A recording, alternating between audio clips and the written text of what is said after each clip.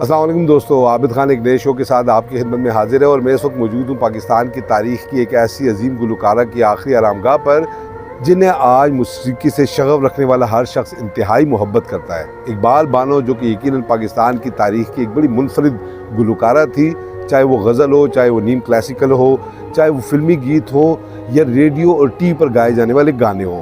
कहा यह जाता है कि फैज़ को आज तक इकबाल बानो से ज़्यादा बेहतर अंदाज में किसी ने नहीं गाया। हम देखेंगे, लाजिम है कि हम भी देखेंगे। एक ऐसा कलाम है जो फैज़ के कलम से जिस तरह लिखा गया उसी तरह इकबाल बानो ने उसे गाया और हमेशा हमेशा के लिए अमर हो गया। दागे दिल हमको याद आने लगे एक ऐसी गज़ल है जो आज भी दुखी दिलों के तार छेड़ देती है। यकीनन इकबाल बानो पाकिस्तान की तारीख़ की चंद अजीम तरीन गुलकाराओं में शामिल थी। 1935 को ज़ोहरा बाई नामी गुलकारा के घर जन्म लेने वाली इकबाल बानो का नाम पाकिस्तान में गज़ल गायकी को बामे उरूज तक पहुंचाने वाली शख्सियात में सर फहरिस्त है। इकबाल बानो की गाई हुई गज़लें आज भी उनके मद्दाहों के दिलों में जिंदा हैं। इकबाल बानो की गायकी बिल्कुल मुनफरिद थी और उसके दो सबब हैं। एक तो हमारे यहाँ ज़नाना आवाज़ का जो तस्वुर है, इकबाल बानो की आवाज़ वैसी नहीं थी। उनकी आवाज़ सबसे मुख्तलिफ थी, जिसमें खनक थी और वो बहुत ही खूबसूरत आवाज़ थी। दूसरी बात, इकबाल बानो ने बड़े असातिज़ा से फ़न गुलकारी को सीखा और उनका तलफ़्फ़ुज़ बहुत खूबसूरत था। इकबाल बानो ने ऑल इंडिया रेडियो से अपने फ़न का आगाज़ किया, ताहम 1952 में वो पाकिस्तान चली आई, जहां उनकी एक ज़मींदार घराने में शादी हुई और वो मुल्तान में आबाद हो गई। इकबाल बानो ने जो गाया कमाल गाया। उनकी कुछ गज़लें और अदबी कलाम ऐसा था कि इसने इस कलाम को ही नया रंग और नई मानवियत दे दी। फैज़ अहमद फैज़ की नज़्म हम देखेंगे एक क्लासिकल मिसाल है। इसमें फैज़ साहब का नर्म व मुलायम लहजा तो मिलता है, लेकिन जब इकबाल बानो ने इसे गाया तो इसमें नारे किसी इज्तिमाई कैफियत पैदा हो गई। अपने सुरों, अपनी आवाज़ और अपनी कंपोजिशन से इकबाल बानो ने यह नज़्म इस उम्दा तरीके से गाई जिसकी आज तक कोई शख्स नकल भी न कर सका। इकबाल बानो का तलफ़्फ़ुज़ बहुत अच्छा था और उनका शेर का फ़हम बहुत ही कमाल था। वो शायरी को समझती थी और समझ कर गाती थी, इसीलिए उनके कलाम का एक असर होता था। इकबाल बानो की गाई हुई एक मारूफ गज़ल दागे दिल हमको याद आने लगे आज भी दुखी दिलों के तार छेड़ देती है। इस गज़ल को सुनकर मालूम होता है कि लफ्ज़, शायरी, अदब और जिंदगी से उनका रिश्ता कितना मजबूत था। 1985 में जनरल ज़ियाउल हक के दौरे इक़्तिदार में पाकिस्तान में रेडियो और टेलीविज़न पर फैज़ अहमद फैज़ की शायरी पेश करने पर गैर एलानिया पाबंदी थी। लाहौर के अल हमरा ऑडिटोरियम में इंतज़ामिया ने बड़ी मुश्किल से फैज़ की सालगिरह मनाने की इजाज़त दी, जहां इकबाल बानो को फैज़ अहमद फैज़ का कलाम गाना था। उस ज़माने में न सिर्फ फैज़ अहमद फैज़ पर पाबंदी थी, बल्कि साड़ी पहनने वाली औरतों को भी हकारत की नज़रों से देखा जाता था। इकबाल बानो उस दिन रेशमी साड़ी पहन कर आई और इंतज़ामिया के अहकामात की खिलाफ वर्जी करते हुए उन्होंने फैज़ की नज़्म हम देखेंगे गाई। फिर दुनिया ने देखा कि पूरे लाहौर ने उनके सुर में सुर मिलाया। इस गीत को गाने की सज़ा इकबाल बानो को ये मिली कि उन पर पाकिस्तान टेलीविज़न और रेडियो पर पाबंदी लगा दी गई। बाद में यही नज़्म इकबाल बानो का ट्रेडमार्क बना और जहां भी वो जाती लोग उनसे यही सुनने की फरमाइश करते। आज भी पाकिस्तान से लेकर इंडिया और जहां जहां उर्दू बोली जाती है, जब लोग एहतजाज के लिए इकट्ठे होते हैं, वहीं हम देखेंगे गुनगुनाते सुनाई देते हैं।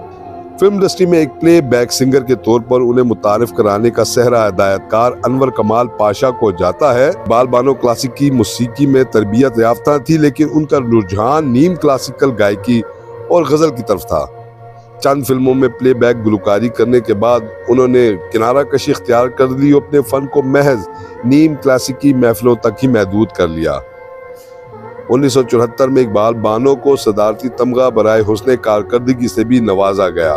2009 में इकबाल बानो तकरीबन 81 बरस की उम्र में इंतकाल कर गई, लेकिन उनकी गाई हुई नज़में और गज़लें आज भी मद्दाहों के दिलों में जिंदा हैं। इतनी बड़ी गुलकारा थी कि सर्च इंजन गूगल ने होम पेज पर डूडल लगाकर उन्हें खराज तहसीन पेश किया।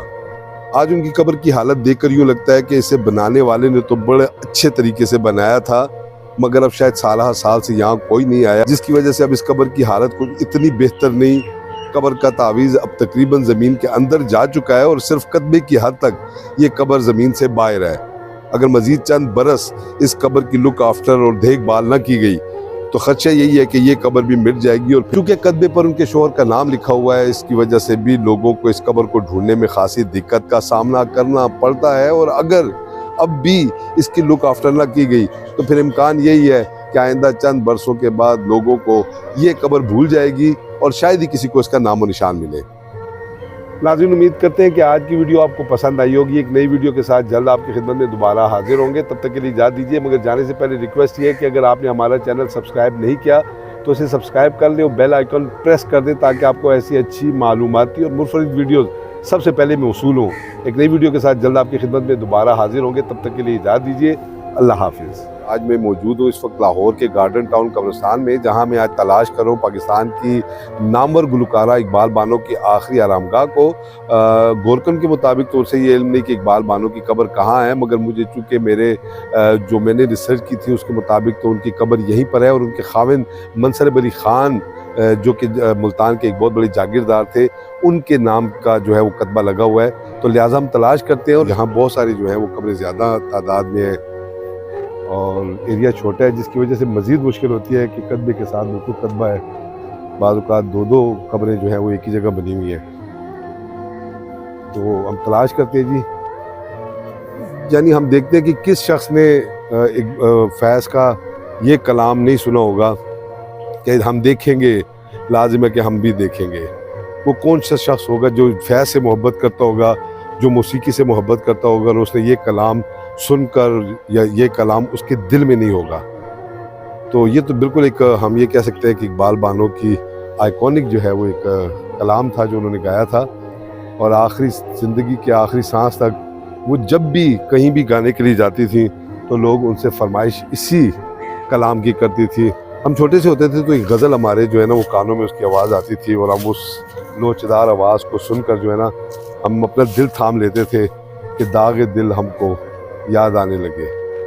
मतलब ये कैसी गज़ल थी जिसे सुन के बाकायदा तौर पर इंसान को जो है ना वो ज़ख्मी दिलों के तार छेड़ देती है।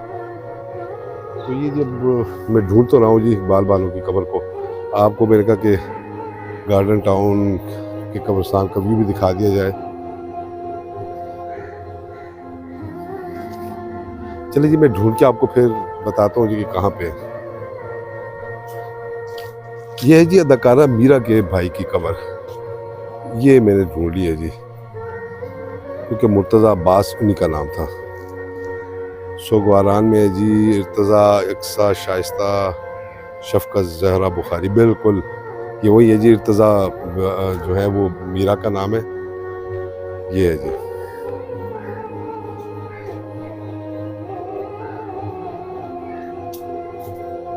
यही बताया गया था कि दोनों कमरे करीब वाक़ हैं, ज़्यादा दूर नहीं एक दूसरे से। तो चलते हैं जी अल्लाह वारिस इंशाल्लाह।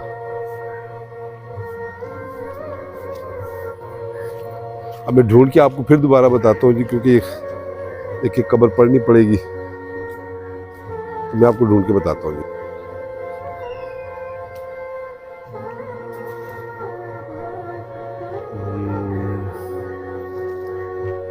ये है जी जनाब, बिल्कुल ये है सर, ये है जी इकबाल बानो की कब्र,